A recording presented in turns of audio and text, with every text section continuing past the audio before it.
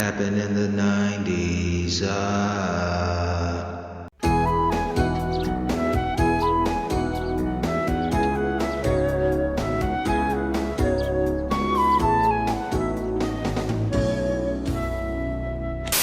Think pizza with all your favorite toppings delivered right to your door for just $7.99. Now stop thinking and call Domino's because There's just one real mega deal, and that's Domino's. any pizza, any size, with any number of toppings, just $7.99. Anytime, $7.99. Delivered in minutes. That's the mega deal. And there's only one place you can get it. Gotta be Domino's. Yeah, Steve. I mean, we're going to be talking about Val Kilmer, but right before I hit record, we were talking about the new Top Gun and the old Top Gun and not really liking it. You know, I watched it as a joke because everybody was making fun of it. And I always wanted to know, like, it's an inside joke. Like, they did it. They made fun of it on like It's Always Sunny, like with the volleyball shit. It's just like a weird homoerotic movie, you know? Like it's not even really subliminal. It's just straight up. And like I think even Quentin Tarantino has a scene in a movie where he like explains this. So I don't even want to bite it because he does a way better job. You know what one of the greatest fucking scripts ever written in the history of Hollywood is? What? Top Gun. Oh, come on. Top Gun is fucking great. What is Top Gun? You think it's a story about a bunch of fighter pilots. Yeah, it's about a bunch of guys waving their dicks around. It is a story about a man's struggle with his own homosexuality. That's serious. That is what Top Gun is about, man. You've got Maverick, all right? He's on the edge, man. He's right on the fucking line, all right? And you've got Iceman and all his crew. Right. They're gay. They represent the gay man, Right. all right? And they're saying, go the gay way, go the gay way. He could go both ways. What about He could go Kelly both- McGillis, right? Kelly McGillis, she's heterosexuality. She's saying, no. Go the normal way. Play by the rules, go the normal way. And they're saying, no, go the gay way. Be the gay way. Go for the gay way. All right, that is what's going on throughout that whole But this new one, I just can't bring myself to pay money for it. I'm curious. I'm Tom Cruise curious at this point, Steve, but I'm not going to pay money. It's 2022. You said you watch Top Gun as like a bucket, like you have to because it's just like part of the Just culture. to see it. You know, Yeah, you just- have to just be, to you get got to it. be part of like the joke. You got to know what the jokes are all about. And I did that with the movie Cocktails, which if you want to see an insane, I mean, I think it's an 80s movie. It's not a 90s movie. It Yeah. seems more of an 80s vibe, like very cocaine powered. But if you watch, that's a movie. It's not happened in the 90s if we're talking about that. But if you want to see insanity on film, watch that. Because it's about professional bartending, Steve. And like a movie like Over the Top that's about arm wrestling for the custody of your child. Over the top. It's You just know. over the top. Yeah. But it's Sly in the 80s. And it's like, hey, man, it's Sylvester Stallone. He's a truck driver. And I mean, the fact that was a big budget movie, that speaks on the star power of Sly. What I mean, Story is but stupid. my thing is like, why arm wrestling? You know, I get you've already done boxing, you've covered that, but like arm wrestling seems like such an insane, even like pool, like, but it's Sly, so it has to be physical, you know. So It's Sly, and it was the get it. 80s. yeah, And with a lot of 80s movies, you have to throw reality and logic out the fucking window. oh, that's what Cocktails is all about, Steve. Because Steve, I'm telling you, these men are bartenders. This movie is about bartenders, professional bartenders, and it's just following Tom Cruise and his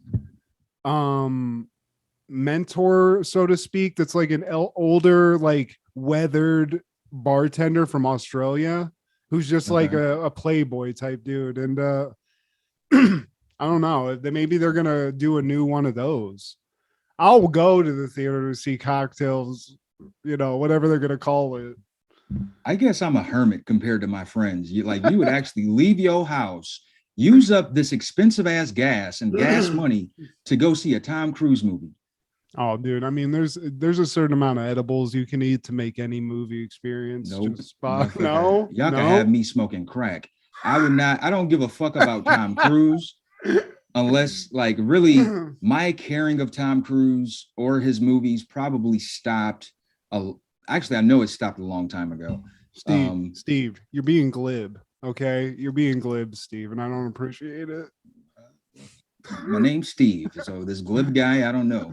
Did you ever see that interview though when he did with Matt Lauer, where he called Matt Lauer glib? Yeah, well, they're both douches, and you know, and Matt Lauer, he was too scared of miniature Tom Cruise to have a retort. It's like, dude, I know you're an employee, but what the fuck? Say some shit back to him. What is he gonna do? He come up to your kneecaps. Man, fucking. It's powerful, Steve. He's fucking Ethan Hunt. You don't know. He could fucking like karate kick you in the throat. He could. Pussy. You know, I keep getting like I used to have a podcast with Aaron, and he called out. He said he could whoop Ice Cube's ass, and I said I don't appreciate that. Now you're saying you could whoop fucking goddamn. If you compare an Ice Cube to Tom Cruise, I'm gonna drive I'm not, up to but I'm Regina just and beat saying, your like, you ass. can't, I'm telling you right now, Tom Cruise, he could fly a fucking fighter jet and fire a missile into your house, Steve. So I'm just saying, like, the skill level required. I don't know. I'm not a fighter. I can't fight anybody. You know what I'm saying? So maybe you got some training I don't know about, but I'm just saying, Tom Cruise, he's been fucking in John Woo movies, karate kicking. I've never seen you throw a kick, so maybe I do P90X. Oh, okay. Tom Cruise doesn't do P90X. I have it on my laptop. Yeah, and you know, fuck Tom Cruise. That part. Steve's doing insanity every night, just getting ready to whoop Tom Cruise's ass. Whoa! Not insanity. That's different. That's Sean T. Tilt, tuck, and tighten. Let's not get it confused. I almost pulled every muscle in my body tried to do that shit, Steve. So I salute you for even just doing the straight up P90X, because I can't do it. Yeah, you can. You can. Can I tell you something honestly that's embarrassing and I'm trying to work on? Like, I'm going to hire a personal trainer so I can stop saying this. I have never been able to do a pull up in my goddamn life, Steve. I can't. You have the traps. You have traps. Like, I know. I work out 6 days a week most weeks. I'm not on swole, but I'm just saying I can't do a goddamn fuck. I don't know what the fucking fuck up I got in my body is, but I just can't do a goddamn pull up, Steve. And it's haunting me. I'll never dunk. I don't think I can. I think I do squats a lot, but I don't see that happening.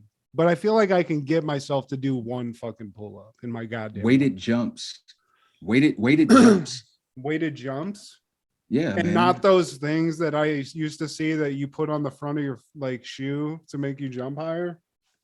I wore those a couple times in my hooping days, man. I'm pretty sure they probably sell those. I don't know, unless I used to get a catalog called East Bay that was just you know, and they used to just try to sell heavy on whatever that was, whatever that technology was. Was it to make it harder for you to jump, so when you jump, or was it to make you jump higher when it was on your foot? I mean, just walking around on them, you feel your legs flexing. They work on the calf muscle. Okay. And yeah, so if you're actually playing basketball or jumping in them, you're going to get like a heavier impact, man. And like, maybe people don't wear them as often now because of technology, and there's probably other efficient ways of doing that. Yeah. Well, but yeah, man, like I'm pretty sure you could do Steve. a pull up. Give me a fucking P90X workout so I can do a goddamn pull up. So I'll I don't send have you to a feel link. so goddamn self-conscious about myself. For sure, man. And fuck Tom Cruise. But dude, the day we're shooting this is the anniversary of a slept-on comedic gem called Dirty Work.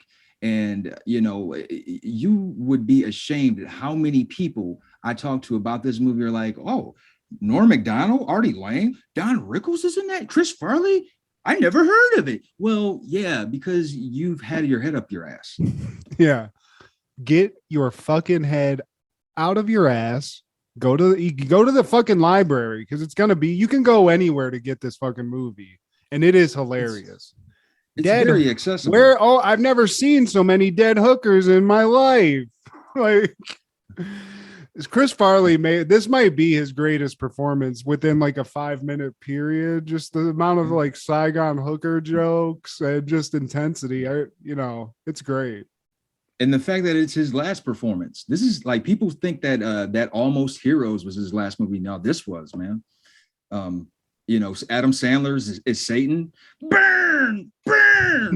Saget directed the shit. I mean, this is Phil. I mean, I say what you will about Artie Lang, but I think that dude's hilarious as fuck, and he's great in this. This is like the perfect movie for him. It was both of their film debuts, him and Norm, and Bob Saget's first directorial debut, and they were actually talking about a sequel.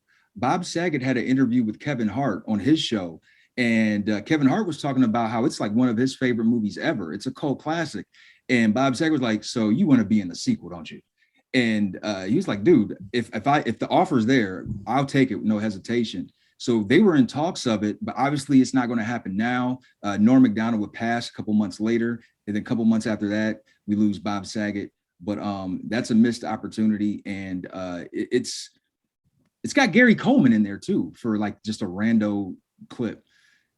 It's one of those slept on movies. It's like it's hard to believe people don't know about. It's like there's people that don't know about like Pootie Tang and shit like that. It's just like one of the like it's not even on that level. It's just one of those goofy 90s movies it seems like it's something that Adam Sandler would have made, It's like sort of in that vein. You have the personality of a dead moth. Look at you. You should move up to the mountains. When people man. Dude, whenever they have the bar fight and Chris Farley looks at the bartender and he's like, Hell yeah! Rolling Stone, street fighting man, G7! You just hit G8. If you like pina coladas. yeah, dude. Man, it's like that whole movie is just filled with legends that are gone now. It's kind of sad, but it's a slept on movie. There was another movie Norm McDonald did with Dave Chappelle. Yep. What was that movie called? There, Danny DeVito played like a mortician or some crazy shit. He had a hard time lying to people or like telling the truth, and like he would slap random people. And there was like an mean old lady that they stole her dog. What was it called? Cracked? It was one word. Hold on, I'll look this shit up. Screwed. That was a good one too. But back to I don't want to. We were talking about a different movie. Yeah, fucking Dirty Work, dude. I've never seen so many dead hookers in my whole life. My nose got bitten off by a Saigon whore. Men in black who have sex with each other. Now, your mama told me what happened to you yesterday. How the hell you gonna get fired on your day off? I don't know. Come here. If you ain't got my money, I'm killing you and him. Break yourself, fool! ¿Y qué te menoto? Merece que le meneto más directo. I said a hip hop, the hip it, do the hip hop. You don't stop the You need a job. You need a wig. That's my dog. Ice Cube, Chris Tucker, Friday. That's right. Rated R. Starts Wednesday, April 26th. This is Steve G and Matt G with Happen in the 90s, a show where we talk about things that happen in the 90s. So get out your McDonald's Riddler mugs and your Parkers full of Posey. Because did you know that when it snows, my eyes become large and the light that you shine can be seen? Baby, I bear you to a kiss from a rose of the gray. Ooh, morning. He's going for the whole fucking song, everybody. Yeah, that song is a banger. And you know what was crazy that my wife pointed out whenever the movie ends? That's not even the song they play at the end of the movie. They play that bullshit ass U2 song. They play it's like a U2 song at the end of the movie, like at the credit roll. They would. They fucking would. They just flubbed it. Why would you? It's like that actual song outlasted this movie by decades. I don't think a lot of people are clamoring to go watch Batman Forever. But they should. It wasn't bad. It wasn't bad. It just wasn't the Burton shit. It wasn't the Christopher Nolan shit. But it wasn't bad. It was bad. It was like the most comic bookish one that they made. You know, it was just like wild. Fucking Two-Face had a pimp suit. I mean, Macho Man Taylor was making half of his suits, Steve. Yeah. Tommy Lee Jones showed up at the shop today. Mm-hmm. Well, today, my friend, we are talking about all things June 16th in the 90s. Starting off with 1992, Clash of Champions 19, NWA World Tag Team Title Tournament is held on TV through WCW. And, you know, one of the things, if you didn't catch it, something that stood out to me was Jesse the Body. He was a common fixture around this time on WCW. And he had left Vince alone because the motherfucker owed him money. And Jesse the Body Ventura is just wearing this fucking getup that looks ridiculous. You can only see it from the side, but in the middle, you could see his haircut. So yeah, there's that. And how then do you ask for that? That's like a back shag, you know? It's like, I don't even, is that a glued on piece, you think? Or is that Jesse? Is that full on Jesse right there? Here we go. This is a better look with good old JR. God damn. Rattlesnake suit. That is, are you trying to tell me? Do you think he still owns that jacket, Steve? I hope not. I hope Peter. I hope Peter got onto him because I mean I hate snakes with a passion. They're fucking gross, and it makes me uncomfortable seeing them on TV. This makes me even more uncomfortable seeing dead snake skin on this half bald, half mullet. I don't know what the fuck, man. He's just a loose cannon. You know, he's wrestling, he's bodybuilding, now he's governor. And you know, he just, I think that's how he wakes up. You know, he just picks random shit like a toddler. Is he? I mean, I remember at one point, I think he moved to Mexico, Steve. I don't even know if he's a United States citizen at this point. He looked into all those conspiracies way too deep. He had to move out of the fucking country, dude. Yeah, maybe he appreciates the fashion down there. I'll take a Afghan and I need a boa. Give me a red leather jacket with some boa constrictor skin on the wrist, please. With some plastic sandals.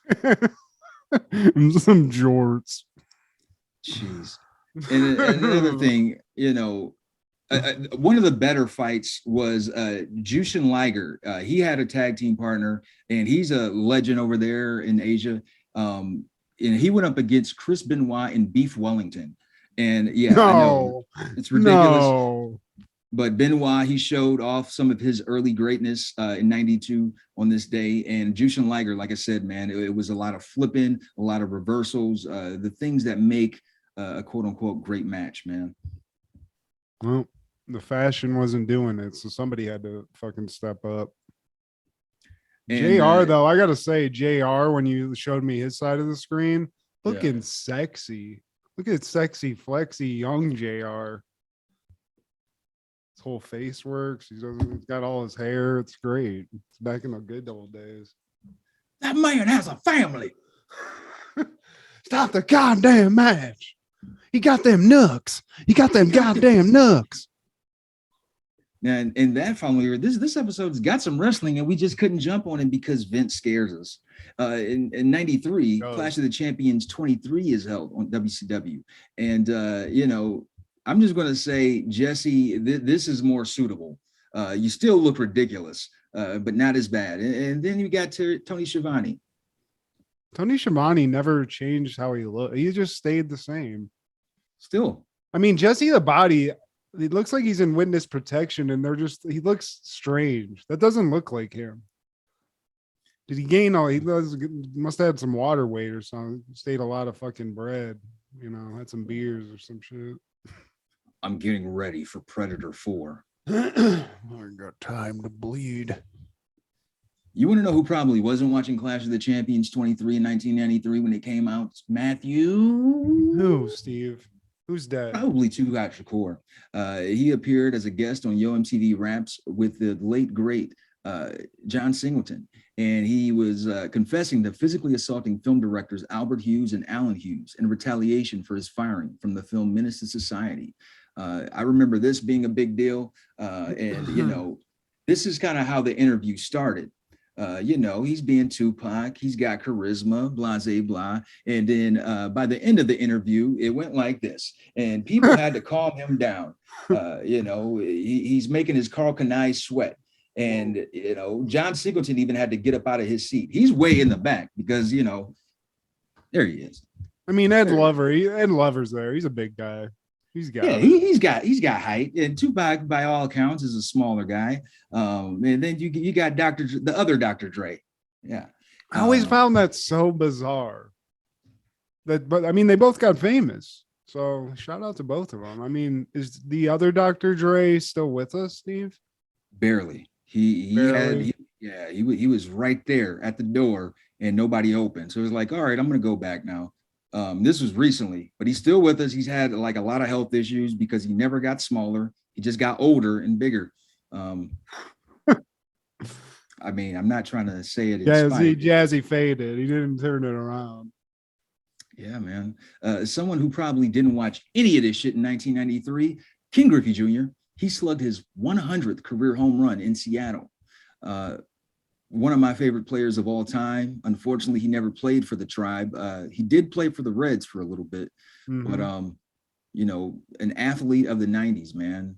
Like, I bought a Seattle Mariners hat just because he was on that fucking team, Steve. Everybody loved him. Like, you couldn't help, like, I think the video game helped too. The video game helped. They had cool colors. Like, they fit that decade. Yeah. What is it, like turquoise-ish? I mean, at the time, I think it was just like a standard like navy blue. It had the S, it had the little symbol shit. I know what you're talking about, and I think that the one I had was just the standard shit. You know what I mean? With the yellow and blue. I mean, those were clean. We got into the 90s, and it was like the Randy Johnson era. He was also. I know what you're talking about. The yellow hat, the yellow and blue shit too. That one was dope. I didn't have that one. There was that, but like the one I'm talking about is why does it look like he's wearing a Florida? Oh, that's not him. That's why.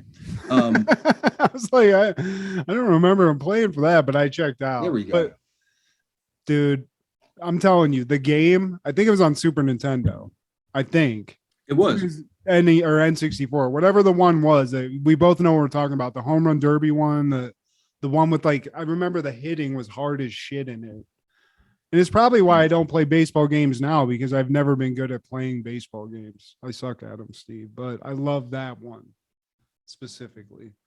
And the dude also had like a signature swing, like you can make an outline of the end. Yeah. Cause he ended it with like one arm, I believe. He always like ended it with like just kind of swinging it out with one arm. Now, did they have actual teams, or was it just like King Griffey's team and then everybody else's generic team? I got to look this one up, Steve, because I feel like there was one on N64 is the one I'm thinking of. I do remember the one on SNES for sure.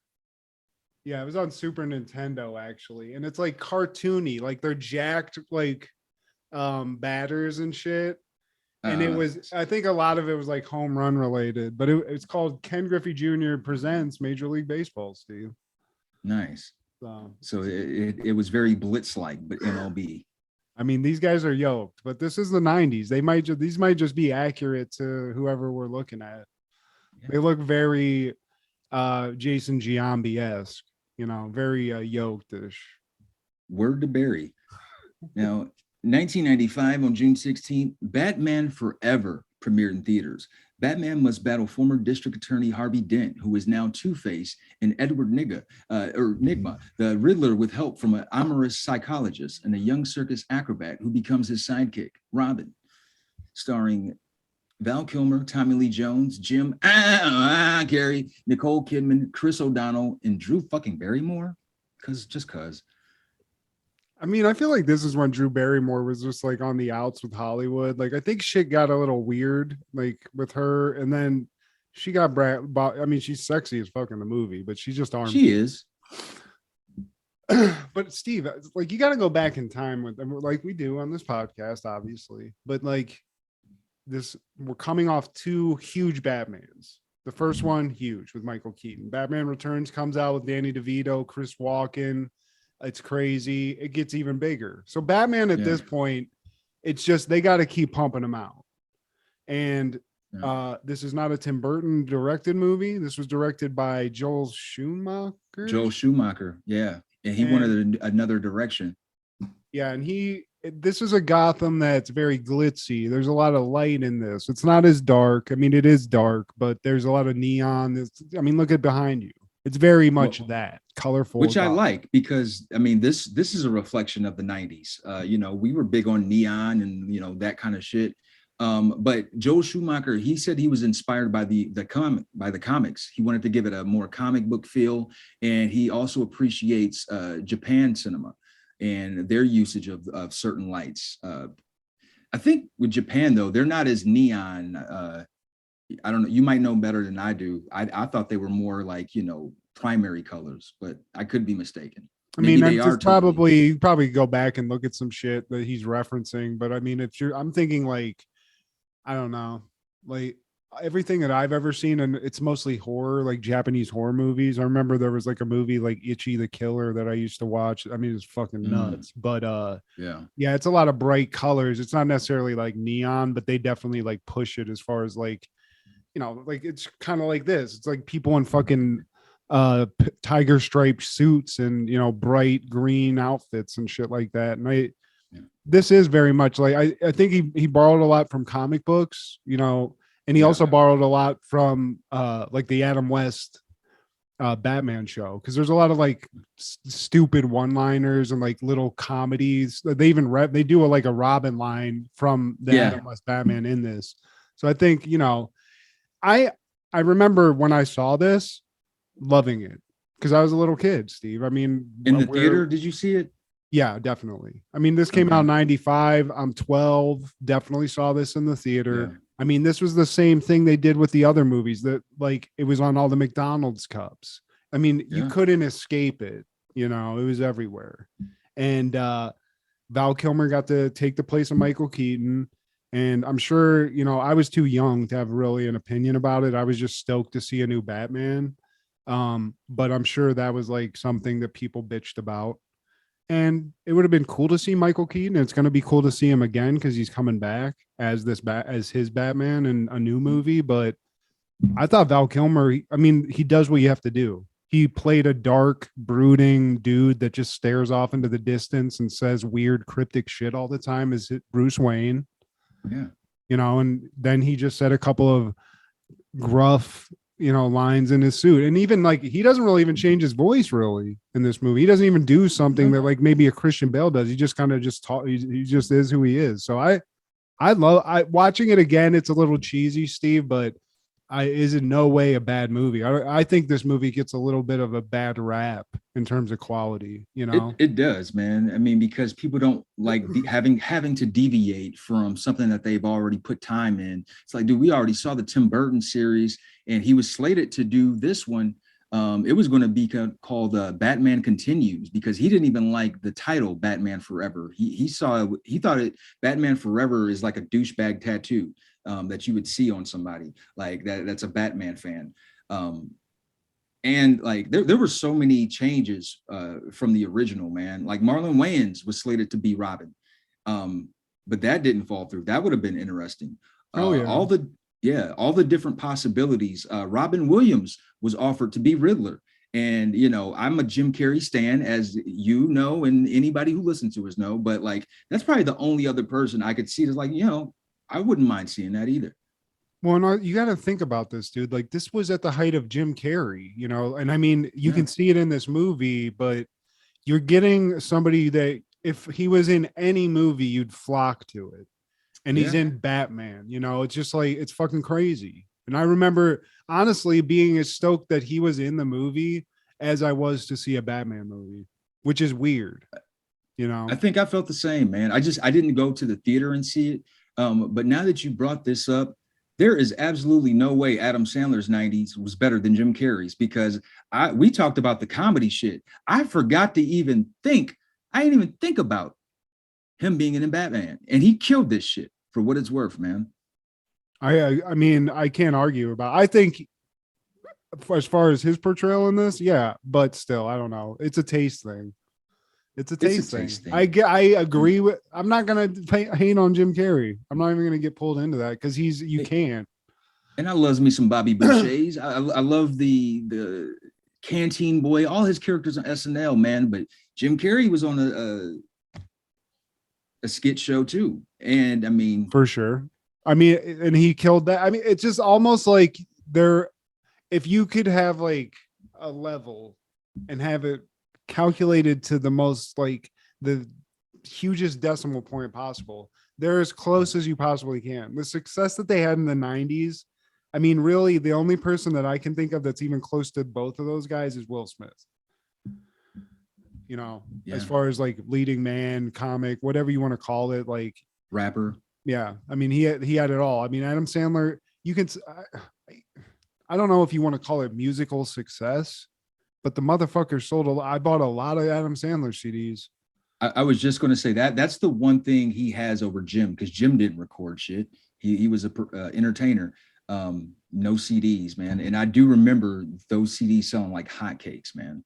I'm telling you, I wish we could cover those. I wish there was some way we could like share those things, because you don't get that kind of comedy anymore. Like that. I mean, Jerky Boys isn't necessarily what Adam Sandler was doing. But audio comedy like that. That's not just a guy doing stand up, like, you know, recorded and just the audio.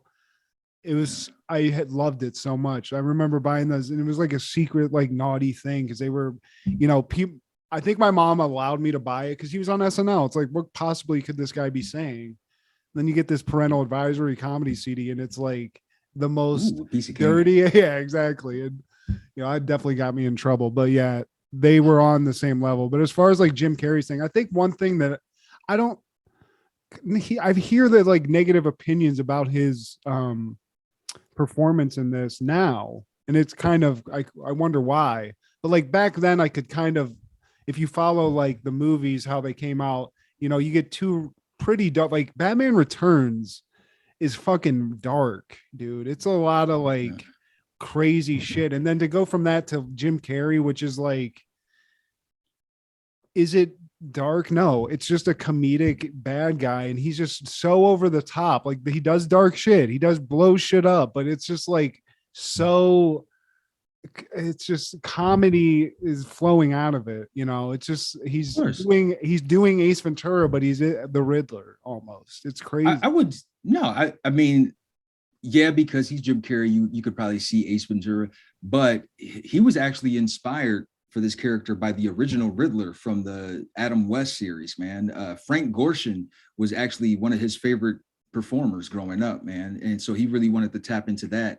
And the Riddler is a humorous guy, so I feel like he fit the bill, and he killed it. I mean, every time he's on the screen, you're not paying any attention to anything else. He's in scenes with Tommy Lee Jones, who is half man, half mutant pimp, and going as over the top as Tommy Lee Jones can go, and he's outshining that, you know. I mean, the only thing I've seen Tommy Lee Jones act crazier in than this is fucking Natural Born Killers.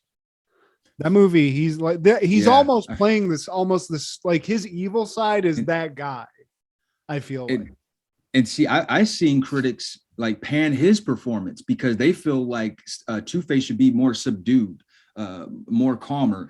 But you could also look at it as, okay, Two-Face is not a commissioner anymore. He's in the dark world, in the underworld. So he succumbed to his evils and like the things that are embedded in his psyche, man. And like he has fit himself to belong with the other criminals. Yeah, and he's doing the ultimate criminal shit. I mean, this movie starts off, you know, a thing I love about these movies, we don't got to waste any time with any backstory. It starts right in the middle of some shit. Two-Face is doing something, and it's all just a ruse to lure Batman into this trap where he gets locked into a bank vault that the door closes. A helicopter lifts it out of the building, and acid. This is very, you know, it's like one of those Adam West show like situations. You just get in like, there's no way he's going to get out. How is he going to get out of it? You know, and then he gets out of it. But there's no mention of like, we don't need anything. We know Batman exists, and we get right to it. You know, we don't even know really who Two-Face is. Like, if you're not a comic book fan, like, we know it because we watch this, but it just starts. There's no lead up. It's just boom, right into the action. So I did like that. We do get some origin of Riddler and how he came about. And, you know, Jim Carrey being his typical self, just very animated. And, you know, this was initially going to be like a one villain movie when Tim Burton had the steering wheel. And then, like, once they were talking about bringing in Two-Face, I think that's what like broke the deal. Like he didn't want any part. Like, it's like, dude, that's too much. You're deviating the attention. Like, I want all the attention on this character, on this villain. Yeah. And I think, like, if that was the case, it would have been dark, especially if Tim Burton was directing it, man. I can't imagine. I mean, just I wonder what a Two-Face in a Tim Burton movie would look like. You know what I mean? It's just like Billy D. Williams. Yeah. I mean, yeah. I mean, he was Commissioner Gordon, wasn't he? Yeah, but he didn't come back. There was some kind of deal when Joel Schumacher took over. He was like, nah, Tommy Lee Jones. But there was nah, yeah, he's not directing anymore. Tommy Lee Jones. And I mean, he was the boss. He made those business decisions, man. But the shit's very. I think the style of this movie again is very comic bookish, and like the beginning, it gets you ready for like this movie, which is really, I mean, as far as a plot goes, I mean, it's pretty cut and dry, Steve. They're not trying to throw a lot of nuance in here. Bruce Wayne's just a crazy motherfucker. Nicole Kidman is really just a horny psychologist, Steve. She starts the movie. There's many shots of her just like oogling Batman. And this movie is just her falling in love with Bruce Wayne or Batman and just basically wanting to fuck the whole movie. So it's like a nice, like, yeah, exactly. And I mean, she's hot in this, but I was just like, it's just barely, they got to have a chick that wants to fuck Batman. I guess you just have to have that in some way. And Matt, I got to ask you this. This is a very specific question, but has there ever been a celebrity that you've known about for most of your life, female celebrity that, you know, she's not bad looking, but she just never was at the top of your list. You never looked at her as a Pamela Anderson or a McCarthy. But then you might see a lookalike of this celebrity in person, just out and about. And they have this, like, some of the key featuristics, the key characteristics, some of the main features. And the lookalike is kind of attractive. And now enters your mind, you know what? I kind of want to fuck that celebrity now. Has that ever happened? No, but that would be cool. I mean, seize the moment, Steve. And the reason I'm bringing this up is because I'll never forget the night in Houston. I was at this place downtown. It's called Natsuo, which is Houston spelled backwards. So shout out to Natsuo. And it was a random weekday, a random weeknight. And the bartender, I couldn't help but notice, like, she looked like old girl. She looked like Nicole Kidman. And I asked her, it was like while I'm getting my drink, I ordered my drink, and I was like, has anyone ever told you look like Nicole Kidman? And she was like, I get it all the time. Now, mind you, Matt, I never thought about Nicole Kidman like that at all. But this chick, she was a cute bartender who had a lot of like main characteristics of Nicole Kidman. And it was like, I kind of want to fuck Nicole Kidman now. And so that's where I'm at currently. I kind of want to fuck some Nicole Kidmans. I mean, in this iteration of it, go for it. I mean, she's got like that. It's almost like not as busty, but like a Jessica Rabbit, like a femme fatale. That's what she is in this fucking movie, you know? She's got the hair. This is the hottest I feel like she's ever been. Cause I mean, she was in that movie Eyes Wide Shut where she was fucking in it. And I don't remember being too impressed with that. You know, it was what it was. We were young. We just wanted to see some boobies, but you know, as far as 90s boobs go, I mean, Pam's knocking that just out of the park, Steve. So she's got no curves, but I mean, she's got a cute face. She's very gingerly, and she fucked Tom Cruise. I feel like I got a shot. If you, like, and I get it, it's Tom Cruise, but fuck him. I'm better. Steve just is out for Tom Cruise right now. I get it. I mean, he's can he fly a plane? Yeah, but He ain't you, Steve. I feel like you could dick down Nicole Kidman and make her forget about that. She's already forgotten. I know. Many times. Howard Hughes flew a plane too. Aviator was better. And the motherfucker died. Motherfucker died in that. Way better. If we talking about movies about planes and shit, that's probably, I like that one. I can't plane movies. Passenger 57. Give me some Wesley Snipes, please. Okay. Yeah, I'll smoke a bag of that. Originally, it was supposed to be Renee Russo, man, but they thought she was too old to be a love interest for Val Kilmer. She was hot back in the day. She was in fucking man, what was she in? I think she was in Lethal Weapon 3, and she was kind of like a milfy chick in that. I remember that. Yeah. But this is this is what it is. And I mean, her name's like Chase. Her name's Chase. I forget what her last name is, but she again, she's a psychologist. In the beginning of this movie, she's there to sort of lend her opinion because she's an expert in psychopaths, Steve. So yeah, that's a chick we all want to hang out with. A chick that's a psychologist whose expertise is psychopaths. I bet she has a lot of fun conversations. Yeah, she's probably a freak. She is. We see it later. She is a freak, Steve, because I mean, within minutes, if there was a fucking glory hole in Batman's costume, she'd be sucking some penis. So she doesn't shy away from it. Gordon's right there. Commissioner Gordon's within earshot. She's still trying to get some dick. Batman foils, he wins, obviously. Batman is all whatever. He's got a belt with a million gadgets. He's going to get out of any fucking situation. He gets out of the bank vault. Two-Face, loses. Two-Face has taken a lot of L's in this movie, Steve, and he's taken it personally. Edward Nygma works for Bruce Wayne's company. What you call him? No. And he has got this device that honestly people would bust about now. It puts you in. Makes TV like project into your head, which is creepy. I wouldn't be into this. I don't like this, Steve. You know what? If I had it in my possession, where Elon Musk live? Yeah, right. Let me get all of them brain waves. But what it is, he's trying to pitch it that it's just purely an entertainment thing. You put this on your TV, it'll beam some shit into your head. You'll see fucking Tim the Toolman Taylor right in front of you. You're in the living room. You're on the friend's couch. Bruce Wayne's like, nah, I'm good. You don't want to do all the fucking fine-tuned paperwork and shit. Nah. So Edward takes that personally, Steve. Jim seems unhinged in this movie. He's very he's got a hair trigger. He's a genius, obviously. But he gets spurned by Bruce Wayne, and this sort of it just sticks with him. So he tries to keep moving. He has to, because this machine is actually not just a device to show people like what they're watching. He, as the inventor of this, has another device that attaches to this that will siphon the brain power of all the people using the device into his head, so he can become, I guess, Brainiac, basically the world's smartest man. Unbeknownst to them, that was in the fine print, but no one ever reads those pamphlets. They're like 50 pages long. Bruce Wayne did, Steve, and he wasn't having it.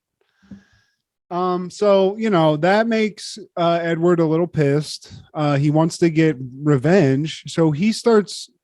This is his origin story. This is the Riddler origin story. So he's just trying to figure it out. He's not even the Riddler yet, but he's trying to get at Bruce Wayne. He's leaving these cryptic messages. He kills his boss. And after he takes his knowledge. Yeah, he does take his, and it's very it looks pleasurable when you're watching the device, Steve. I gotta say, like, when people are using it, they're all like, "Oh, you know, it's." I might try. Yeah, when you think about doing it to your boss.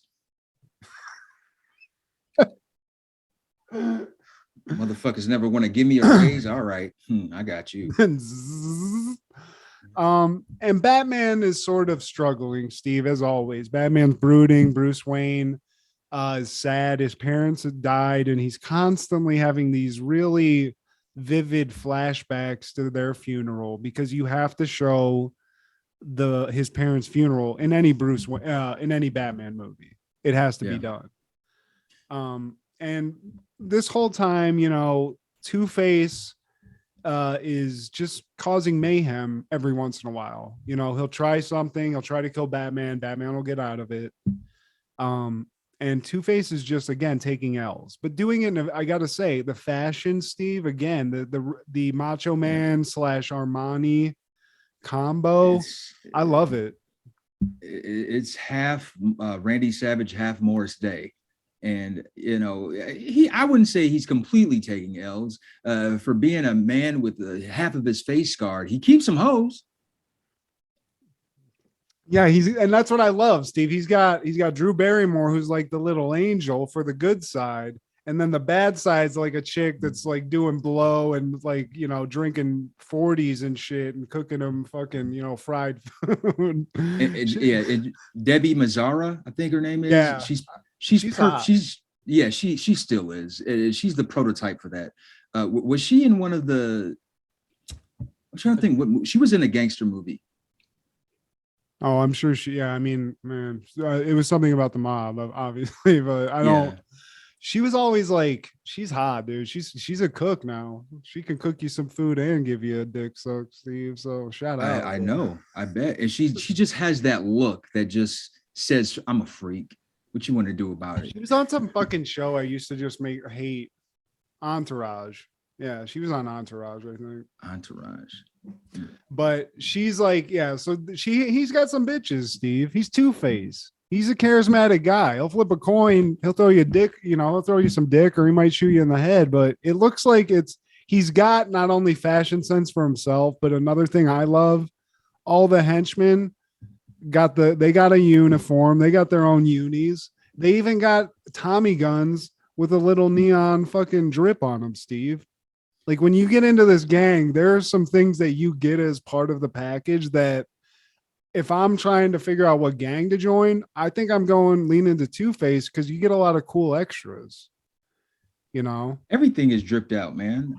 Like his getup, his weapons, and shit. Jim Carrey, he basically handcrafted his costume himself, man. I mean, I don't know if he was actually sewing and shit, but he came up with the design.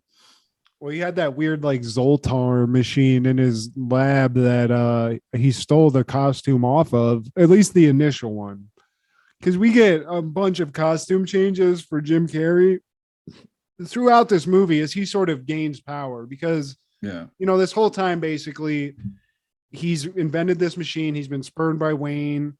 But then he teams up with Two-Face so that he can get enough capital to mass produce these devices and get them into all the houses. Because as soon as that happens, it's all over. Like, he'll start, you know, sucking their brains off and getting that sweet brain juice. And it's, you know, eventually, after he sucked enough brain juice out of these people, he'll figure out who Batman is. It's just a foregone conclusion, Steve. And that's how he sold Two-Face. He gave him a little sample, just a little bump. All right, man. Let me try some shit on you right quick. Oh yeah, you like that shit? All right, I got some more for you. All right, but hear me out. You want to take over Gotham City with a motherfucker right quick? You got to kill a couple motherfuckers, but you got, you know. So they team up, and now it's, you know, Batman's going up against two of these people, and he doesn't realize somehow that Edward Nygma is the Riddler, because eventually it gets to the point where it's like you got to put the pieces together. If you're the world's greatest detective, I would hope you'd figure it out a little bit quicker. But in the midst of all this, Steve, you know, he's trying to figure out his bullshit. He's got this hottie that's just on his dick and Batman's dick, and he's struggling with that because he's like, man, I wish she'd just like me for me. But then this chick's fucking constantly like, I'm in love with I met somebody else. I met this other guy, but you're trying to suck the same dick. Okay, Chase, get your shit together. You know, and that's what's hilarious, Steve. Eventually she realizes it, not because she's a expert psychologist or psychiatrist, because she kissed him once and she kissed him again. She's like, those are the same lips. Of course they are, Laura Winslow. That's the same penis. Yeah, it's just in a mask. Same motherfucker, talk the same. It's a very Stefan Bruce Wayne. Yeah. I just but also, Steve, this is the one time, and obviously they continue this with the next bullshit ass movie with George Clooney, where they take the ultimate leap off of a building and try to make Robin cool. They introduce Robin. Robin is played by Chris O'Donnell, who's just like, he's like the Chris Pine of the 90s. He's just like a white guy who, if you saw him in a crowd, you wouldn't even know who he was, but he was hot. He was he almost looked like Joshua Jackson. I feel like maybe that guy was like the second choice, with less hair.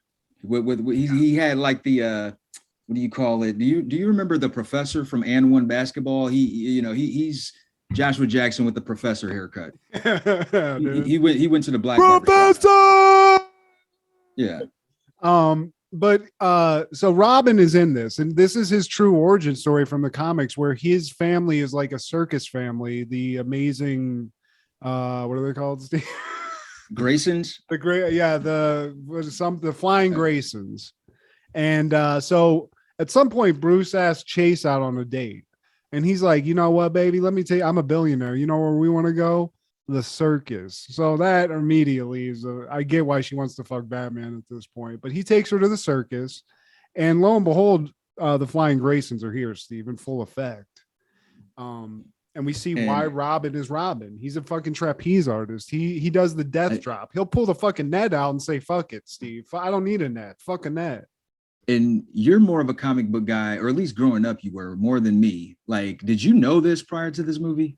His background? Yeah, I mean, if you read the comic book at all, I mean, when I always would defer, like, people we know, Jordan knows like an incredible amount more than me, and especially about this character. But I knew that, and this was always the thing. They changed like maybe the age of it, or whatever. I think in one version of the comics it was actually a girl and not a boy, but it's always like this is kind of the thing. I don't know if Two-Face was always the person who killed his family, but in this, during the circus act, Two-Face shows up to basically just rob the circus, because in Gotham City, the billionaires go to the circus, Steve. That being said, it's like some weird like sexual like Cirque du Soleil shit also involved, because there's like buff ass dudes in bronze body paint like hitting drums and shit, which I'm not going to this, honestly. I'm out. Circus is pretty homoerotic, man. And like, honestly, I thought the origins of Robin was he was Batman's lover. I get that. I mean, and that's the joke. And that's why I said, like, this is one of the few movies they just said, fuck it. Like, I guess it was just like, you know what? We're going to put a bunch of neon fucking lights in this. Fucking goddamn Two-Face is going to look like Liberace mixed with fucking, Armani. Jim Carrey's going to be out here. He's not going to talk through his butt, but he's going to be acting nuts. And why not? Let's throw Robin in on this too. Fuck it. It's the 90s. And I mean, for what it's worth, I think Chris O'Donnell held it down. I mean, I don't know what you would expect. They are considered the most dynamic duo in all of comic book history. I don't know of any other duo. I mean, he's not my favorite hero, but as far as a twosome, I mean, here's my thing. Did they ever say dynamic duo before Batman and Robin?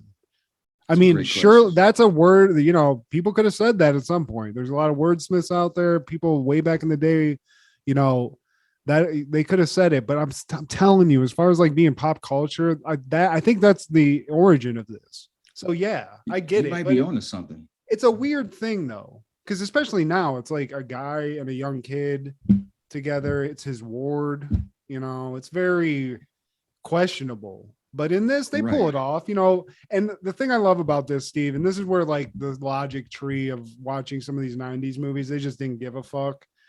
Chris or Robin's parents are killed. Like Two-Face comes into the circus, kills the parents.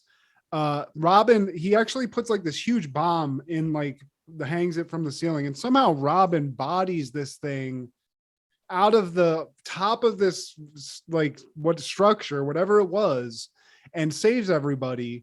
But his family dies. So, and just Bruce Banner fucking yeets the shit across the fucking ocean. I'm telling you, Steve, if that bomb didn't weigh at least 500 pounds, it looked like a fucking something that you would come out of a submarine. It was not of a small size. So he does the impossible.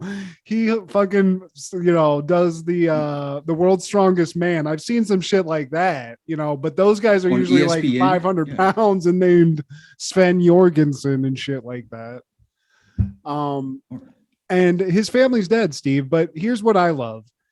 Somehow, because Bruce Wayne's rich, the cops are just like, you know what, Bruce, you got to take care of this kid. He needs some. I'd be like, just because I got money, I don't need to fucking take care of some fucked up kid. Check this out, Bruce. Your parents are dead, and so are his. So we just figured you guys would get along. Talk about that. It's going to be awkward. So, and that it very much is, because Chris O'Donnell comes in. He's given the keys to a mansion, Steve.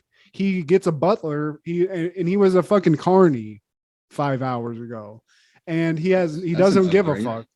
Yeah, I'd be like, jackpot. So I love you, mom and dad, but I'm gonna just go ahead and just lick my wounds in this mansion for a couple of months with my one earring.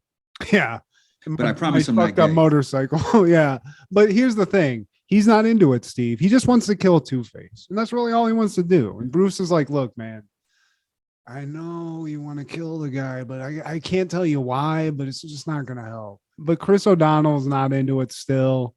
Even with the mansion, he seems to have like a nice rapport with Alfred. They get along great, but he's just not feeling also Master Dick. Yeah. I mean, I'm sure, there's Alfred has a couple. I feel like Alfred's kind of creepy in some ways in this movie. There's some creep factor in there. Calling him a grown man Master Dick. I mean, his last name is Grayson. That would have sufficed. Nah, Master Dick. You call Bruce Mr. Wayne. Don't call him Master Bruce. Call him Mr. Wayne. But for Dick Grayson, it's got to be Master Dick, which is going to be my new Batman parody porn series, Master Dick. Yes, it's about a weird relationship between Alfred and Robin in the mansion. It's not even about Batman. He just comes in every once in a while as a cameo. And some randos from Gotham City. Catwoman shows up, Poison, just all the hits, all the hoes, because Robin's he's gonna get in there. He's gonna get friend zoned. He's gonna bring him over to the mansion, and then him and Alfred are just gonna lay some pipes, Steve. Master Dick. Now, I will say, man, watching this a second time, my opinion changed to Robin, because I kind of always thought he was a pussy. It's like, dude, you're just there for like extra syllables and adjectives to call Batman and shit. Holy moly, Jesus, Batman. But like, man, he yeeted that whole fucking bomb across the ocean, bro. And he did like Batman. I don't know that Batman could have done that. I feel like if I'm Bruce Wayne, I'm like, I got to get this guy on my squad, because if you've maybe I have car trouble, this dude can just lift the car. I don't even need a fucking jack. Maybe. Yeah. He's good. But also, so at some point, Bruce is trying to reach out because he sees himself in this kid a lot. It's basically the same thing. Yeah. And he even says, he's like, it's happening again. Because his parents were killed. He had to go through vengeance and all this shit. And he sees Robin doing this. But Robin's like, he gets talked into staying because they have like a fascination with motorcycles, I think.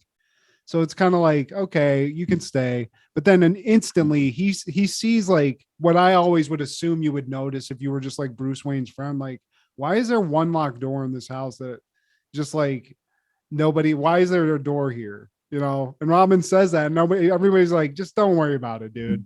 Just don't fucking try to get into the locked door. It's cool.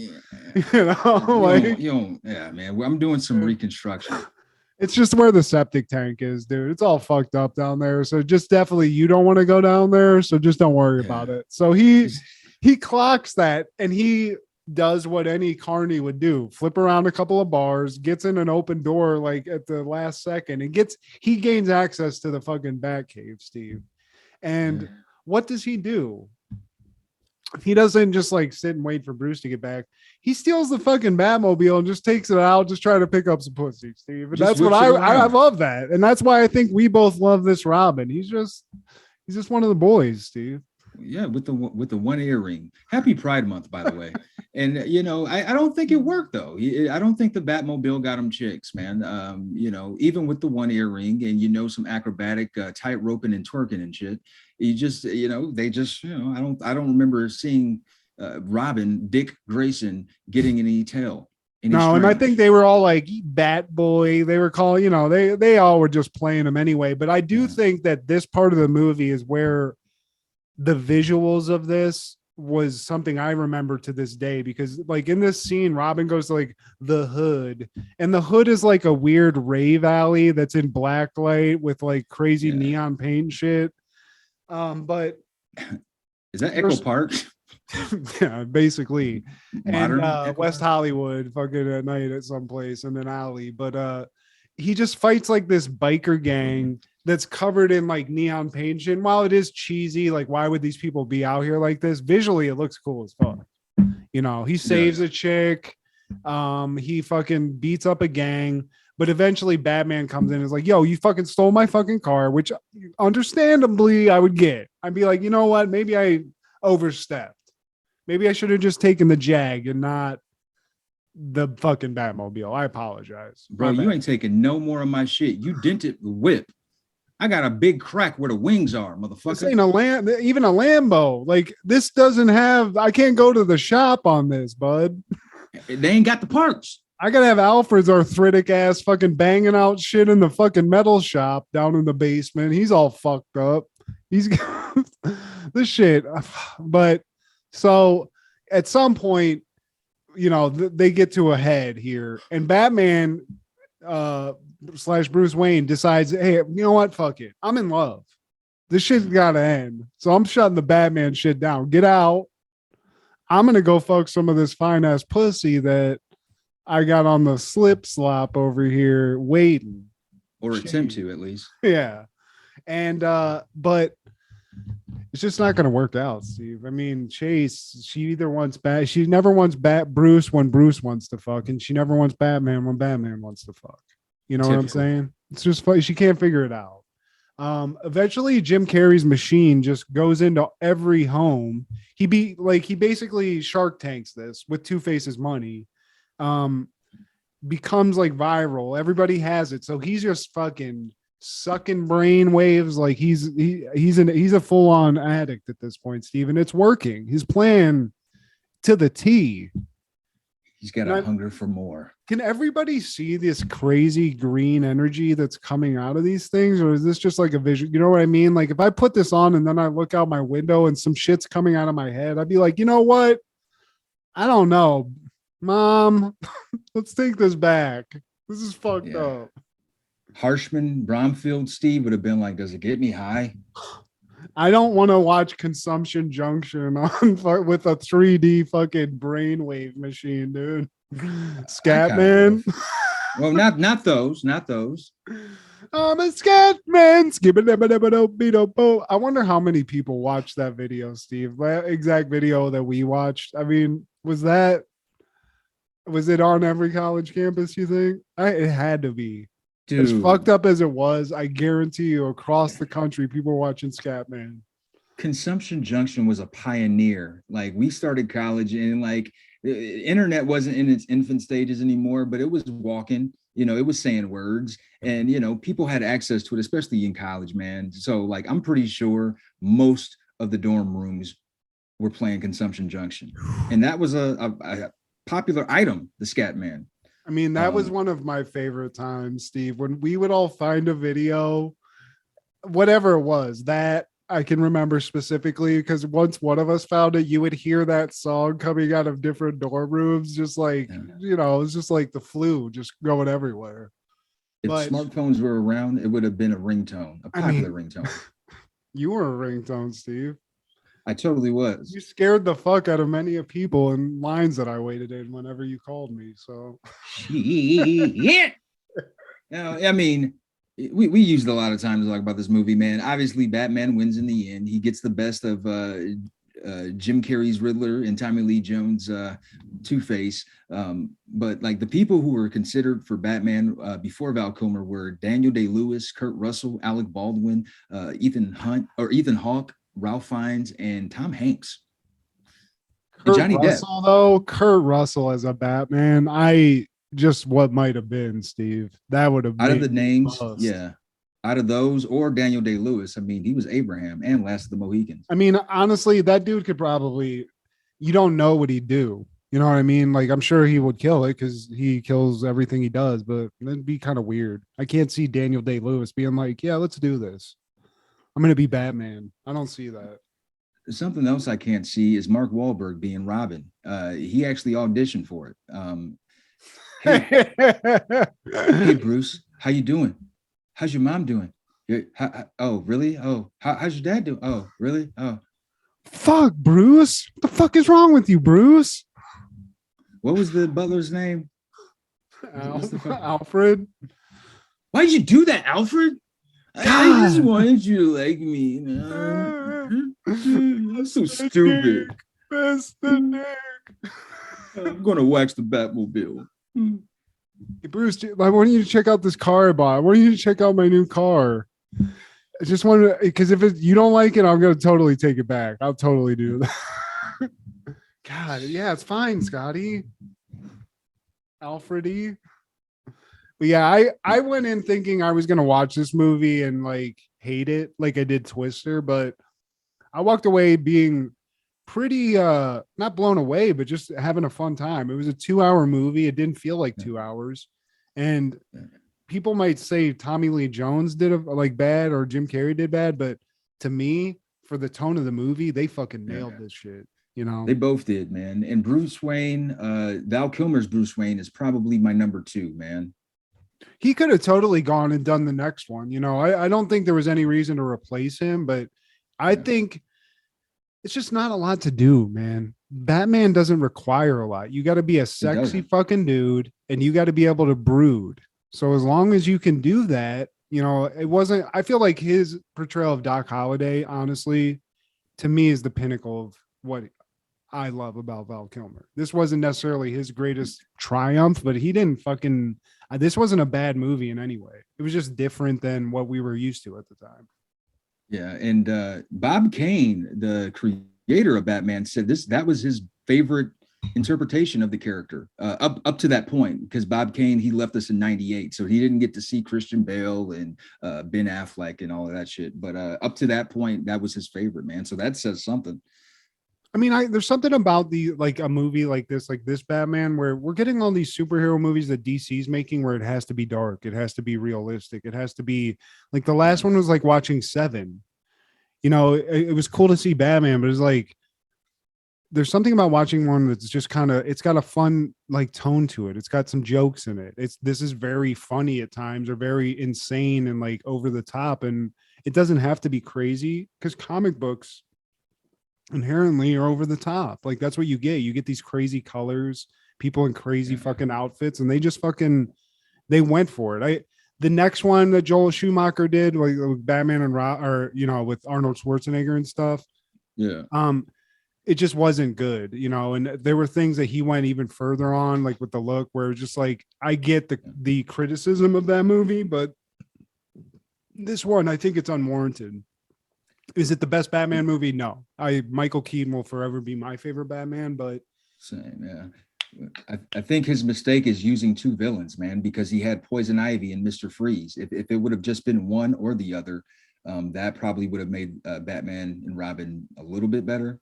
And they just went so jokey, dude. They're, at the beginning of that movie, they literally are on ice and they have skates come out of their feet and they play Batman hockey with Mr. Freeze's henchmen, who are also on ice skates. It just because it's just like insane. You know, Batman can be fun. It can be even Adam West cheesy, but what if it's just like, you can watch it. I'm not going to shit on George Clooney because I just got done watching Dusk Till Dawn today. So I'm back in love with him.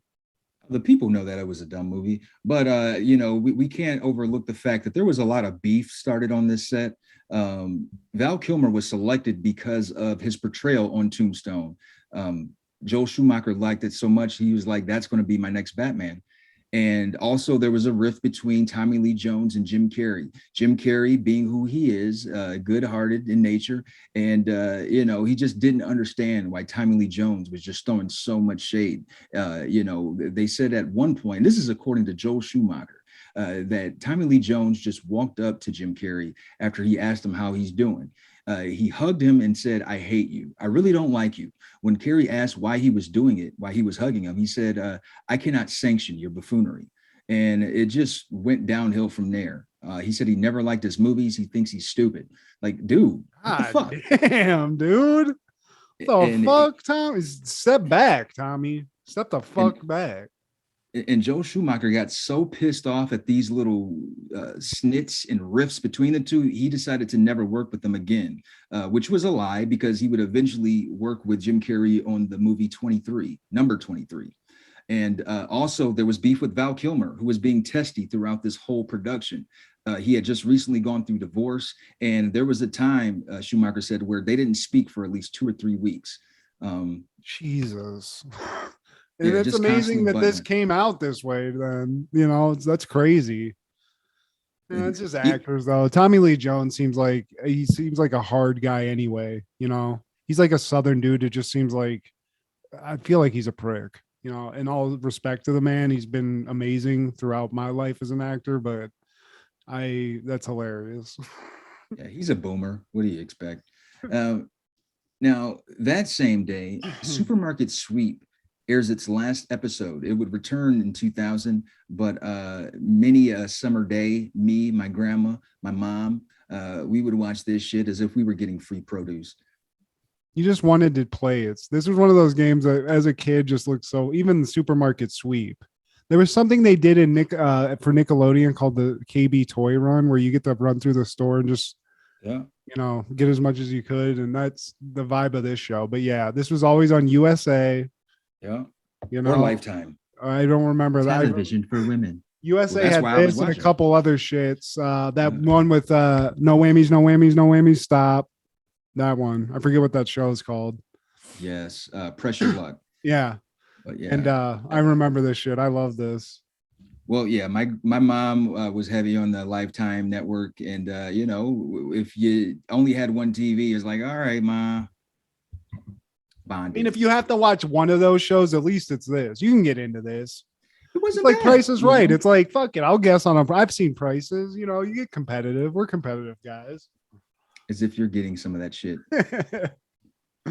Now, that same day, Marlins outfielder Andre Dawson hits his 400th National League career home run. He would end up with 429, and that is the correct picture that I had initially. This guy that you could hardly see. And he's a Hall of Famer. But he wasted a lot of his time with the Expos, I believe, when they weren't doing shit. They never were doing shit. I'll tell you one thing that I love. It's such a simple design, but I love a nice Expos design. I used to have an Expos hat that I wish I still had for some. It's just like a cool throwback. They don't even exist. It's gone. They're the Nats now. But I mean, it had a throwback feel to it. Wasn't it like it was just like red, white, and blue, and it just like it was like lettering, the thick letters. Yeah. It gave it like a 70s vibe, man. Yeah, it was dope. Their jerseys, though. If you can get a throwback Expos jersey, like the white one, that one was sick. Please like, share, and subscribe for more tips on how to save these hoes. Now, that following year, 1996, the 50th NBA championship is held. The Chicago Bulls beat the Seattle Supersonics 4-2. And, this is the only NBA finals when I was going against the Bulls. I was just pissed at MJ because, I was like, dude, all right, you're gone now. I got Penny and Charles Barkley. Those would be the guys that I'm pulling for. Oh, well, you back, motherfucker? Like, how dare you? Shouldn't have left me. I feel like a smitten girlfriend, ex-girlfriend. Like, you fucking left me. But then you took him back. How dare you? Eventually you took him back, though, Steve. Get him, Sean Kemp. Get him, Hershey Hawkins, Dallas Shrimp, and Gary Payton. But, they didn't get him. They only did 2 games because this was the year that they went 72-10, the greatest NBA team ever put together. And I'll never forget the day when they won on June 16, 96. This is when MJ just took the ball after the buzzer rang, and his teammate Randy Brown, which it looked like he was trying to take the ball. I was like, Randy Brown, you ain't contributed to this shit. Get the fuck out of here. And he just held on to the ball, and they followed him as he went back to the locker room, and he just like went down, and like this is one of the few moments where you see him like just so emotionally just. It was on Father's Day, by the way, that year. It happened on Father's Day, and this was his first championship without his father.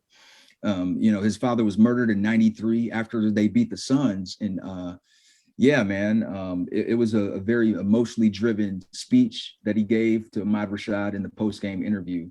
I remember that shot of him that you're saying where he's like getting emotional. There was when people win championships, they do that SI issue with like the video and everything after the fact. Yeah. And that they always showed that clip on that commercial. They're like, get the commemorative Chicago Bulls championship VHS tape, and shit. And he's rolling around on the ground. I think he still had that ball too. I mean, let him keep the ball. He's fucking Mike. He's back. Yeah, that's hilarious. Right. Somebody else tried to get the ball. He's like, man, get the fuck out of here. Especially Randy Brown, not Dennis or Scotty, not even Luke Longley. Like Randy Brown, you on the deep bench. I forgot you were here. I wonder what Luke Longley's up to right now. What's he look like? I felt like he made me feel like I could play professional basketball. Well, he didn't look he looked like a normal guy. He didn't look like an athlete almost. He looked like that. Remember Big Country? Bryant Reeves. Yeah. Whatever happened to that guy? There's a documentary on him. Really? If it's not Netflix, I want to say 30 for 30. Yeah, man. He moved back home to Oklahoma where he's from. And it looks like he's living all right, man. He's living that farmer's life. I believe he used some of his money to be a farmer and do that whole deal. And they showed his crops and shit. I can't remember what he was growing. It wasn't none of that Mary Jane, but it looks like he lived a decent life. Oh yeah, I just remember like that guy was so famous for like 5 minutes, like literally just like enough to get drafted, and then it was like you never heard about him ever again. And real briefly, on that same day in '96, the Great American Bash '96. I know more wrestling, but I only want to bring this up because Hulk Hogan, he was on the roster at this time, but he was not mentioned. He was not seen in this pay-per-view. And, he was gone for a while because of the whole invasion of Scott Hall and Kevin Nash. And this happened in June of '96. And it wouldn't be until that following pay-per-view in July, the Great Bash at the Beach, where he made his infamous turn. And, it's basically setting the pieces together, man. This is the beginning, Steve. This is it. Yeah. Well, Mean Gene, Chef Mean Gene. Chef Mean Gene with Bobby Burnin something. What the fuck? Bobby the Burnin' Heenan. Damn, look at that shirt. That looks like one of our backgrounds from back in the day. Swag City. Swaggeroony. That following year, 1997, Radiohead releases the monumental album OK Computer. Man, I am the only one out of my friend group who listens to Radiohead. And I think I try to like hard or soft sell it to you, like blaring it in the stereo. And I don't want to misquote you or put words into your mouth, but you might have been at some point like, man, what is this shit? Yeah, I'm sure I did. I couldn't tell you if I heard Radiohead right now, I wouldn't know. Look, man, Radiohead walked so that Coldplay could run. And that's probably not selling it for people who hate Coldplay. But I'm going to say Radiohead was in an episode of South Park, one of my favorite episodes, probably my favorite episode. Scott Tenorman Must Die. What are you going to cry about it? Cry, baby. Yeah. Why don't you cry? And Tom York, he represents for the awkward looking rock star. Very hard on the eyes. But look, man. Very hard on the eyes. Very hard on the eyes. It's like he's got the Forrest Whitaker thing going on. What the fucked up, like just like misaligned head or eye alignment? He's got a Google. Yeah, well, it's not a Google eye. We can't say that. It's going every which ways. But here's the thing, man. Radiohead, I stumbled upon them. And they did this really great performance on Saturday Night Live when they were promoting their following album of this, Kid A, which came out in 2000. But OK Computer, man, it gives you vibes, Matt. It's very smoke friendly. I don't even know if these guys smoke weed, but if you are a pothead, man, it takes you there. Tom York gives you that vibe, that mood that you might not have known existed. And if you did at one point, your life knew existed, you've embedded deep in the crevices of your deja vu. What that sounds familiar. Who? Oh, I forgot I could feel like this. Oh man, that could totally be a feeling. Sonically, I am there. Thank you, Tom York. Thank you, Radiohead. Yes. Wow. This sounds like Vibes. some cult shit, Steve. I'm out. No, it's not. I'm out again. So This is what you get when you mess with us. it's too melancholy. It just like I get it. It's a vibe. Some of it is melancholy, but then it goes down, down, down, down, down, down, down, down, down, down, down, down, down, down, down, down, down.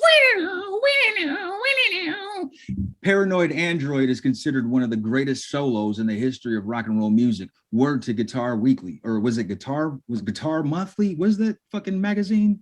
I don't think they had a weekly publication, but I might be wrong about that. Not weekly, it's monthly, but like they had a greatest solo. Shredder. And wasn't it that one that was like Maxim, but for music? Is that where you? But for music, and specifically guitarists. And Okay. Paranoid Android, which is on OK Computer, was one of those solos. Check it out, man. You probably not, but dude, Radiohead is my shit, and I don't care who doesn't like it. Now, that following year, 1998, The Real World Seattle premieres on MTV.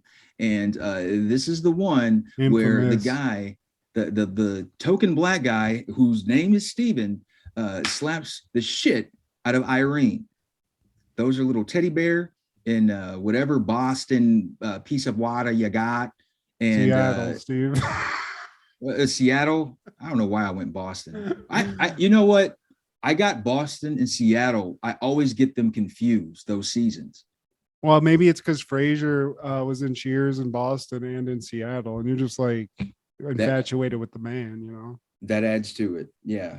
But I remember the chick behind Steven, this is the black guy, that chick had a crush on her. But she had a horrific storyline in that year. I think her brother committed suicide during filming. Wow. It's a very dramatic year. This was like when I was actually watching the show. And I think the guy to your right, the kind of like heroin looking dude below the Asian chick, I think he was from Boston, coincidentally. Okay. I remember this, but yeah, I think it's famous for the guy slapping the chick. She was fucking mean, and then he got petty and he slapped the shit out of her and got kicked off the show. And what was weird, he didn't instantly get kicked off the show. They tried to let him stay on, but then I think he just left. So yeah, I think that's what it was, man. And on that same day, Stanley Cup finals are held at MCI Center, Washington, D.C. The Detroit Red Wings go back-to-back, defeating the debutante finalists, Washington Capitals, 4-1 for a 4-0 sweep. Stevie Y, man. And that's a gangster-ass name, Steve Yzerman. Yeah, that's a very Ohio name, though. It just seems like a guy that you know that lives down the street, you know, lives on Echo Junction somewhere. Yeah, or around the corner. And then there was Osgood. I think that was their goalie, maybe. Yeah, it was. There was one other guy. I forget. There was like another like shooter dude that was just a badass. That wasn't Steve Yzerman. Whatever. I had a buddy that loved the Red Wings, or I wouldn't be forced to watch this shit. You know? Yeah, exactly. It's not surprising. Yeah. The Blue Jackets didn't exist yet, and even then, I don't think they would jump ship from the Red Wings to never have won anything yet. Blue Jackets. I think the only person I know that likes the Blue Jackets is Kevin Kilpatrick, because he lives there now. That's convenient. But I think when I was living with him, his team was the Toronto Maple Leafs, which understandable because he's from there. But I don't know if he feels the same now. Probably does, because Blue Jackets ain't one shit. But in 1999, South Park is airing the episode Jakovasaurs. A surviving breed of dinosaur is discovered in South Park, but no one but Cartman can stand them. I mean, this was a seminal episode. I remember this. This was on like the DVD set that I had in the dorms. But I gotta say, there's some episodes of this show where like they introduce an annoying character. Or this is done in a lot of shows where there's just like an annoying character, and I hate this fucking episode, Steve. It was not that good. I think it just stood out because it was bizarre.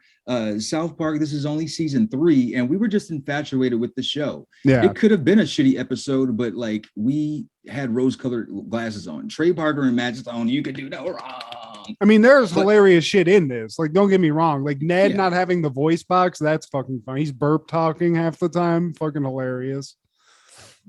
But and also the townspeople accusing Garrison of just wanting to fuck it. They're like, you ain't taking it. You're just gonna fuck it. I could take it, Ian. You're just gonna have sex with it, just like you did with that wounded pigeon. That pigeon was a slut, and everyone knows it. But in all fairness, though, this was being done while they were doing South Park, the movie, Bigger, Badder, and Uncut. And this was a troublesome episode for Trey Parker, man, because he was like being just pulled in every which direction, trying to make sure this movie was right for the summer. And then like he was the one responsible for putting the final touches on this episode, because this is the last episode directed by Matt Stone. Oh, really? Yeah, you know, they basically had to like separate responsibilities, man. And it's like, dude, we got all these things, all these moving pieces going on. It's like, dude, all right, you do this shit, I'll focus on this, man. So like they were like running like a chicken with their heads cut off, man. And I also want to mention the voice actress who was still doing the woman characters, man. She passed away around this time, man. She ended up taking her own life because, yeah, and her birthday was not too long ago. That's how I know. And you know, she was just getting fed up. She thought that she wasn't getting any more roles. She was initially a actor, like, you know, live performance. Then this voice acting thing, she got the bug on that, started getting some work, but her live performance offers were like dwindling, and she was concerned. She voiced her concerns to her husband, like, man, I think I'm washed up, kind of deal. She thought she was over the hill. But who knows, man? You know, she was a key contributor to South Park, and she probably didn't know this was going to be like a cult hit, still going. Yeah, right. I mean, especially then, it's like it felt like it could be canceled still at any time, even though it was such a hit. I mean, they kept getting in trouble, but yeah, it's crazy. They, you know, some of these, like we talked about, like Tommy Boy, and how David Spade and Chris Farley had to like do SNL and do the movie at the same time. It's crazy. You know, it's a little different because it's like an animated thing, but they have to do so much at once. You know, it's fucking nuts that they could even put this out. We say it's not a great episode, but it's still something we remember, and there's still a shit ton of fucking laughs in it. So that's nuts. Mary Kay Bergman was her name. And, you know, this came out June 16, 1999, and she took her life November 11th of that year. Damn, that's crazy. I didn't remember that. At the time, I didn't, man. It's more of a hindsight deal when I'm being an information nerd about shit on Wikipedia. Oh, man. But yeah, this, so basically just to go breeze through this episode, like the boys are out camping. They find this weird fucking duck-billed animal man thing that just looks like Howard the Duck if he had a couple of chromosomes missing. And it's a Jakovasaurs. It's fucking, it talks, but it's dumb as shit. It's clumsy as shit.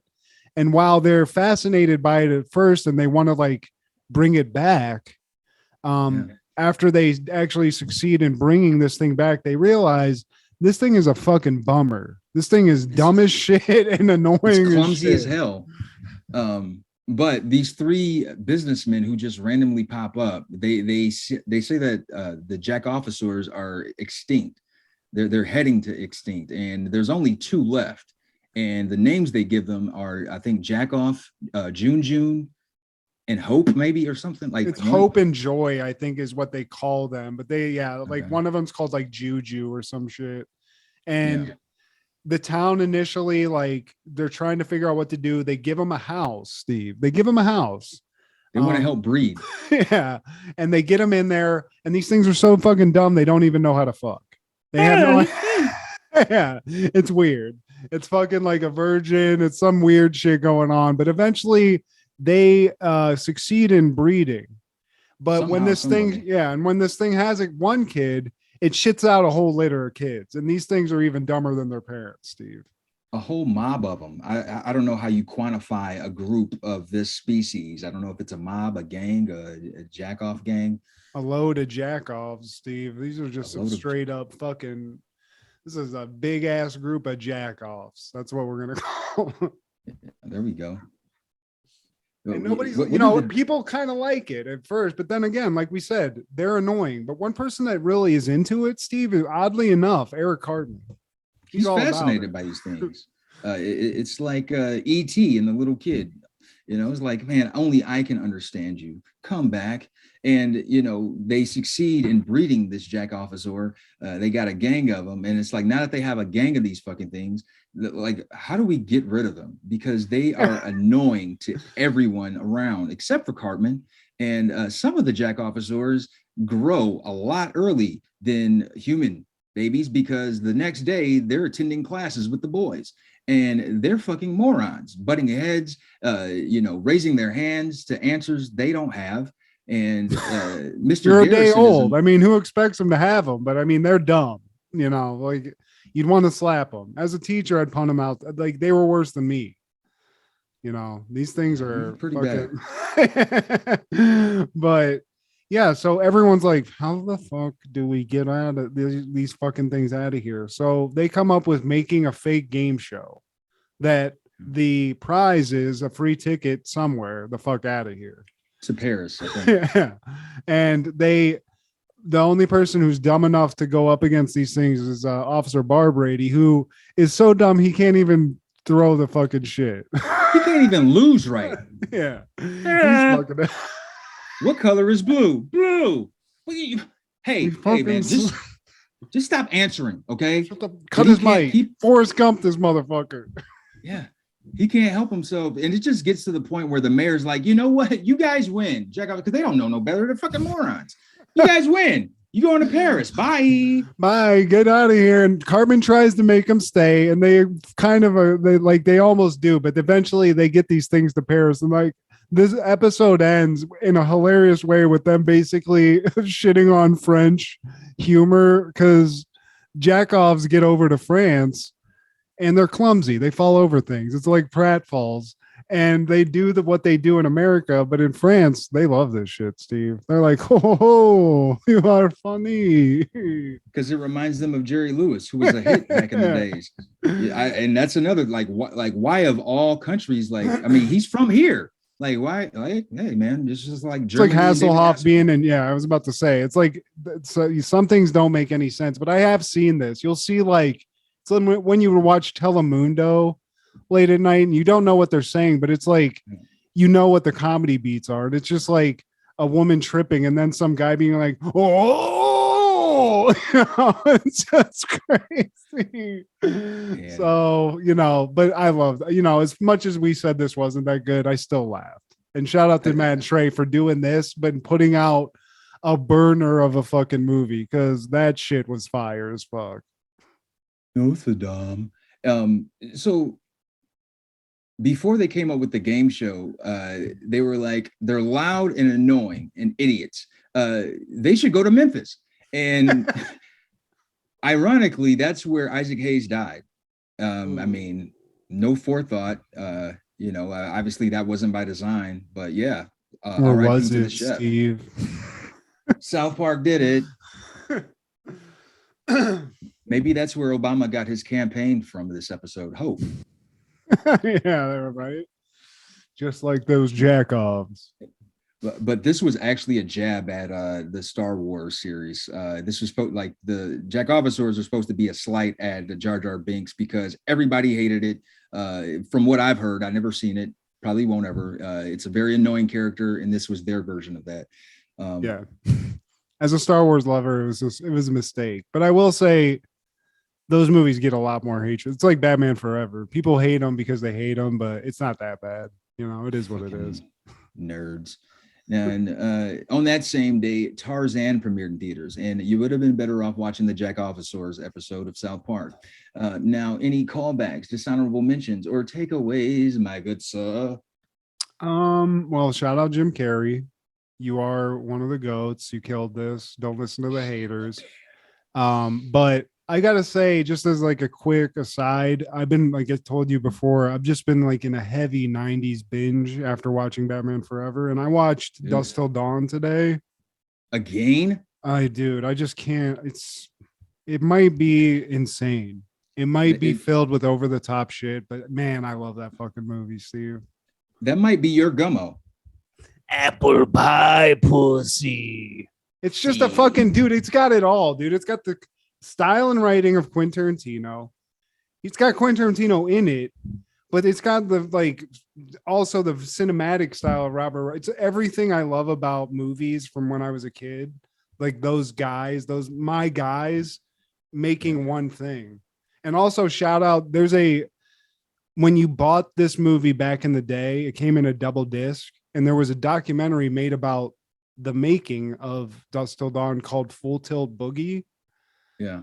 And it's like a feature-length documentary about the making of it, because they had a lot of problems with like the film guilds, like a lot of the unions and shit on the shoot. Famously, like the titty twister facade that they built that out in the middle of a desert, and before they filmed on it, the whole fucking set went up in flames. They had to like rebuild it and rebuild around. Like when you look at the movie, like the facades like burn up looking, and that isn't because they decided to do it. It's because they had to use it, and it had burn up like the night before they were going to film. So it's a cool documentary. It's funny, and also it's vintage. It's when George Clooney was getting his acting chops and like figuring out like how to be a leading man. And I feel like this movie especially is like one of his first really good leading man roles in a movie. He's a badass. Because that was before Three Kings, right? Yeah, I think I'd have to look it up, but I mean, it's right. It's before or after. It's like back to back. In this one, he's just a straight up, like he's big dicking the whole time. He's just punching people. Like he goes to a bar, he punches the fucking bouncer in the face, beats the shit out of some guy. It's just like, he's a cold-blooded badass in this movie. I don't know. I just love it so much. It's got a guy with a fucking cock gun and shit, you know, like that Black Fred Williamson in it. Like, am I being that with all the skin on it? Telling all the weird Vietnam stories and shit. I mean, once again, man, this wasn't a Tarantino movie, but you know, he likes to collab with those blaxploitation performers, man. You know, Fred Williamson was Black Caesar. That was his claim to fame back in the 70s, man. And my only callback is that in 1995, The Incredibly True Adventure of Two Girls in Love premiered, and I never heard about it until yesterday PM, but it does have Nicole Ari Parker, a young Nicole Ari Parker, and it's one of those coming of age films where, you know, they're down for that lickety split, some scissor sistering, and it's Nicole Ari Parker before she married Boris Cujo. So I'm going to try to find that somewhere. I mean, let me know, Steve. And if you can pass me a link, if it's good, I'm in. Yeah, I'll do the litmus test. But, you know, I saw this shot. I was like, man, you at least kissing. I mean, I don't know if I'm gonna see some nibbles. I ain't gonna see no booty cheeks, but shit, you kissing. That do a little something for me. All right. She's a pretty bitch. Steve's gonna have a really late night tonight. It's gonna be hot. It's gonna be hot. Please do like, share, subscribe, and comment. Tell us where your baby mama stay. And also listen to Over the Culture, Crushgasm, B3F Podcast, and Don't Worry, B Movie. This is Steve G and Matt G with Happening in the 90s.